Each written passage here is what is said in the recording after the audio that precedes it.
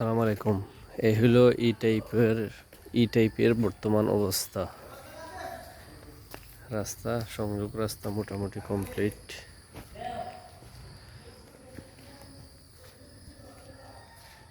এই যে এদিকে আরেকটা রাস্তা, ড্রেন অ্যাপ্রন গাঁথনি ঢালাই কমপ্লিট। এই যে একটা সংযোগ রাস্তা, এটাও কমপ্লিট। যে ড্রেন অ্যাপ্রন এটাও কমপ্লিট, শুধু প্লাস্টার নেট ফিনিশিং বাকি।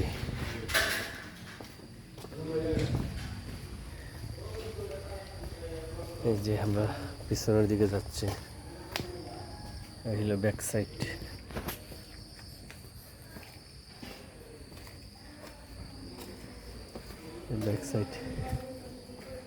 ব্যাক সাইডের ড্রেনও কমপ্লিট, শুধু প্লাস্টার নেট ফিনিশিং বাকি। আর এদিকে স্যানিটারি পাইপলাইন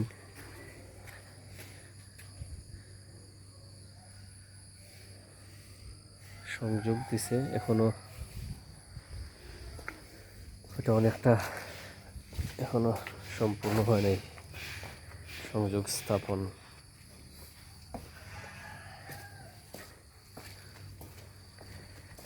এই যে এখানে ঢালাই কিছু বাকি আছে, সিসি অ্যাপ্রনের উপরে সলিং করে রাখছে। এই যে এই দিকের অবস্থা হলো এই পিছন, এটা আমরা পশ্চিম সাইড দেখাইতেছি।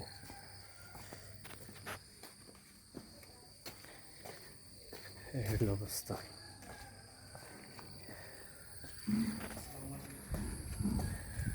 এই যে ঠিকাদার সব রং ঠিকাদার। এই হলো আউটার সাইডের অবস্থা।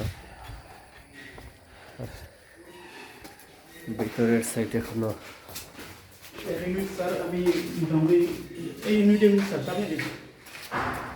এটা ঘষাঘষি করতেছেন উনি। আর এটা দেখি সিলার মারছেন নি না? এটা এগুলো তো মোটামুটি কিছু ভালো দেখা যাইতেছে না? বুঝছি, রিপেয়ারিং করিয়া ভালো করছেন।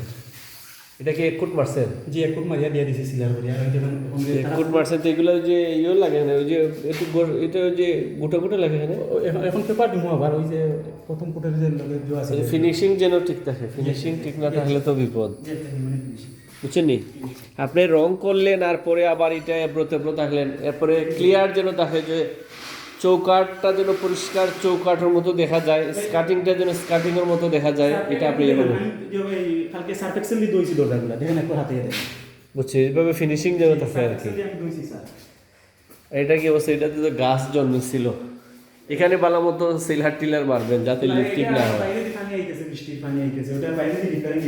বাইরে দিয়ে রিপেয়ারিং যদি লাগে তো আগে ওই যে ঠিকাদার সাহেব বললেন বাইরে দিয়ে আগে রিপেয়ারিং করতো। এই অবস্থা আর কি বর্তমান। আসসালামু আলাইকুম।